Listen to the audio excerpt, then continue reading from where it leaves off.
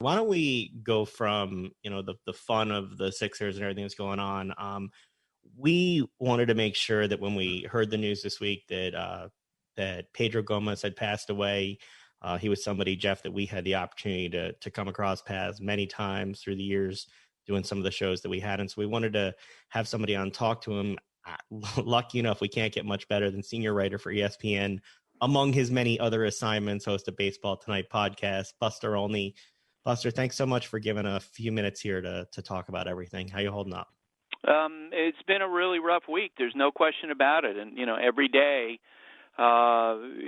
getting text messages from people in the game who knew Pedro, a lot of writers, but also, players and staffers. The other day getting an email from A.J. Hinch, the manager of the Tigers, who knew Pedro when A.J. first broke into the big leagues with Oakland.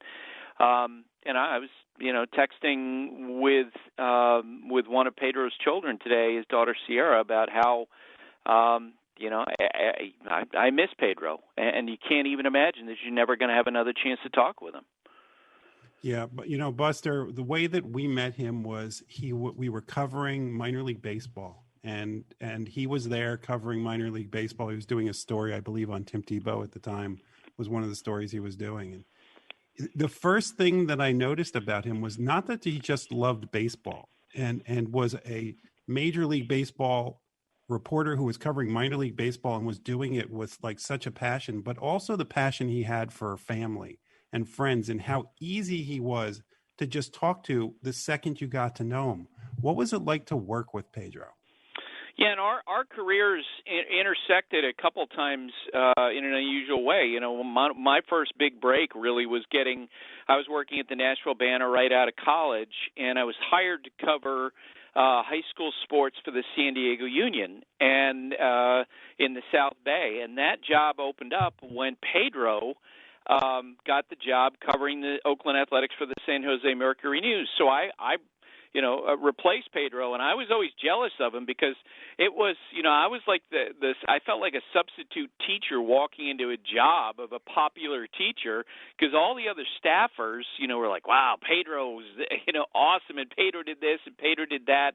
And then the day that I went to interview at ESPN, who's in the newsroom that day but Pedro, who had just been hired to be a field reporter, and he just connected with so many players and so many people, and I really feel like that, and amid my sadness, I'm really sad for the next couple of generations of young Spanish-speaking players who'll never benefit from having Pedro. Part of my jealousy of Pedro through the years was that incredible ability to speak in Spanish and English so easily, to the degree that he would do interviews on air. He'd ask a question in Spanish of a young player who wasn't confident with his English, and then immediately translate it on air. That is a special skill. And part of the reason why I was able to use it was because he connected so easily with people. We can talk about his professional talent. Jeff and I were always moved by the person he seemed to be whenever we got to speak with him or see him. And from the outpouring after the news broke, whether it's friends or colleagues or athletes, or I've enjoyed the ordinary people who he came across, who he got them a signed card or got them something else or kept in touch with them. Can you talk about Pedro the person? Because that seems like a much larger man than Pedro the professional. Yeah, and I think Tim Kirkjian said something the other day about him, that there was never a story that was, too big or too small for him. And there was never a person who was too big or too small for him. Pedro didn't think of himself as being a big deal. He was always the same person, always positive. You'd never see him lose his temper. He treated everybody the same. So that, for example, when we were at the winter meetings and we had, cameramen and staffers in the back room in between segments that we were doing, and he had a running gag with everybody. And that's what really jumped out at me. I mean, I had my own relationship that went on for 30 years with Pedro. I had my own running thing with him. I'd always joke to people that thank God Pedro got fired in San Diego, which wasn't really true, that enabled me to move there, and we would have a laugh about that. But, he had that with everybody. And it was neat to see so many people come out this week and talk about, Pedro and how he touched so many lives. And it was surprising when you'd see different things from different people because you didn't know Pedro had a relationship with that person, but then it wasn't because Pedro was so open and so warm. You mentioned Tim Kirchin talking about it. I heard the podcast you did with Charlie Moynihan, the producer who worked with him, and Tim Kirchin. And the word that they kept using was fearless, whether it was the Barry Bonds beat that he went on, or choosing the losing clubhouse after a big game, or standing up for younger reporters who were kind of being picked on when he didn't think that was appropriate. Can you talk more about that side of him? Yeah, and the Barry Bonds coverage was very interesting. I think it was in the spring of 2005. I remember being in a meeting, and Vince Doria was an editor at ESPN at the time, basically described what the assignment was for Pedro, which had never been done before, which, with Barry Bonds in the midst of Balco and the steroid investigation, Pedro was going to be assigned every day to do reports on Barry Bonds. And I remember hearing it first going, oh, boy, because I knew that he would become a lightning rod. And right away, absolutely, there was criticism of that coverage. Well, as that that year evolved, Pedro became the guy who would always ask the appropriate tough question of Barry Bonds, and he would be the guy who would get yelled at by other players who were upset about that. But he absolutely did that without hesitation. And that story you referenced was actually something that was tweeted out by Howard Bryant, a longtime reporter, and he told a story about how one day there was a headline that Tony La Russa, the Hall of Fame manager of Oakland, didn't like about Dennis Eckersley, and he's like, who the F is Howard Bryant, who's 24 years old at the time? And Pedro basically stood up and said, hey, Tony, knock it off. Give the guy a break. You know that the writers don't do the headlines. And the interesting thing about that is that just coincidentally, I was talking with Steve Kepman, who's a great friend of Pedro, a couple nights ago, and he said that one of the people reached out to him who was really upset after hearing the news about Pedro was Tony La Russa. But I mean that tells you everything about Pedro. I don't pretend to know Barry Bonds well. I haven't talked to Barry Bonds, but my sense is that even at the end of that saturation covered of Barry, that there was a respect that Barry had for Pedro because Pedro showed up every day. He never changed demeanor, and he's very direct with his questions. So, as somebody who's had the pleasure to work with Pedro as long as you did, what did you learn from him? Well, I knew this because I got a D+ in Spanish at Vanderbilt.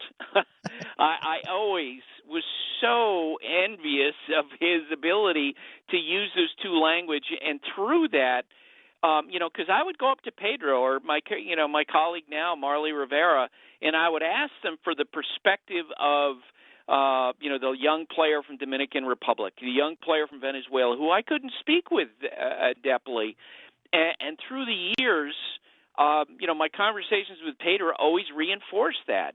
Like, find out the backstory on, this young player who you can't speak with directly. And I think that, Pedro, with the stories that he would tell me about, players whose first language was Spanish, I just got so much perspective and so much better context, and that was important. And I'm sad for players who are not going to benefit from that because I think that's been really important.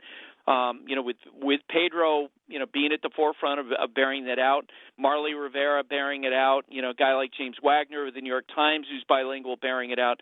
That's an important part of the coverage now. He's sort of an American success story with his family coming over from Cuba. And then when baseball went back to play in Cuba, he helped to lead that coverage. Can you talk about that opportunity that he had and how much that meant to him? That coverage still sticks with me. Absolutely. And I was not in Cuba when that happened. I've never been to Cuba, but I remember having Pedro on the podcast that I do during that time, and he talked about how meaningful that was. His mom was, at the end of her pregnancy with him when his family left Cuba. And so, for him to go back there repeatedly in assignments for ESPN, it was meaningful. And at one point, there was a great SportsCenter piece done when he was there where he could scatter some ashes from his father and from his brother and be able to honor their wishes to do that.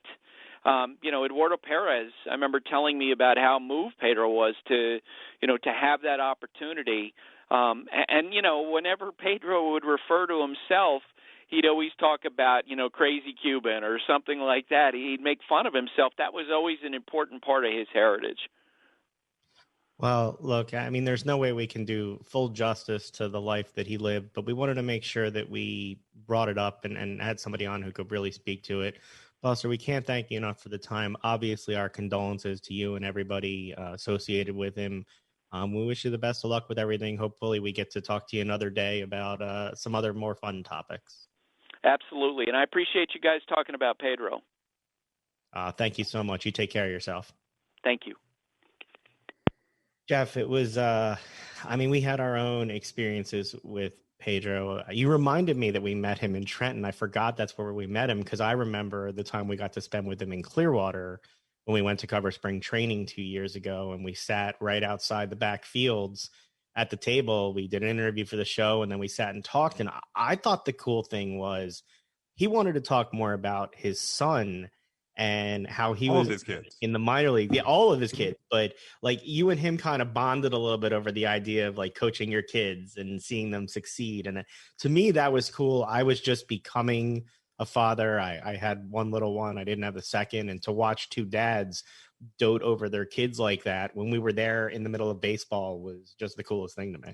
Yeah, I mean, to me, the first thing that I noticed about him is we saw him at a double-A baseball game, and we're sitting there going, why is one of ESPN's, the faces of baseball for ESPN out here covering, double-A baseball, and not in a way, we've seen guys who sit there and, they think they're too big for the experience. And just like you see athletes that are like that. And that wasn't him. He covered it. He was there for his story. He covered it with passion. And he would help anybody that wanted. He was talking to other young reporters. And then he was just so easy to speak to because, as you said, it was easy to talk to him, to relate to him. Yes, he cared about baseball. He loves baseball, but he loved his family more. And one of his kids is a minor league pitcher. His name is Rio Gomez in the Boston Red Sox system. And he could tell us, he was talking like a dad. He was telling stories about his kid when he was 13, 14 years old, which I could relate to as somebody who coached my son through, travel baseball and all of that stuff. And he knew so many people just through that experience. He was used to, I believe Scott Kingery was part of that. He was the first person who told us about Scott Kingery playing center field. Yeah. And he knew that because of the high school days when he was playing with Rio. And that was the conversations that we were having with him. It was amazing. Yeah. And then, we would text back and forth, just baseball stuff or how Rio was doing or how his kids were doing. And he would ask, and I said to you before the show, I don't keep my text messages for long periods of time. And this is one of those times I sit there and I kind of regret that I don't have that because, over the holidays, it's like, how are your kids? How are you doing? Can you wait to get back to baseball? And there hopefully no pandemic and stuff like that. And you're right. When I was texting with him, he was going to come on our show a couple weeks before spring training. And then he said he was going to be down there and he's like, hey, why don't I just join you for the show? I don't know, remember. And we just sat there and talked baseball down at spring training with the Phillies. And then the second we were done, it was like, I believe he was talking to my son at one point and then just talking about his kids. And he's one of those guys that really is larger than life as far as covering baseball, but he was larger than life in a way that his voice didn't carry. He wasn't loud. He didn't need to be part of the story. What did I put in the text message to you when I sent the link? This is awful and not a story I want to send you. Like it broke my heart to hear it because he's one of those guys. I kept going. I hope we can go down to spring training this year and cover it. And part of the reason I wanted to go was because you know Pedro would be there. And we put out on our account the picture of us with him at the table interviewing him. We'll throw that out there again. But our little tribute to a very good man. I recommend you look at some of the tributes that other people have out there about him.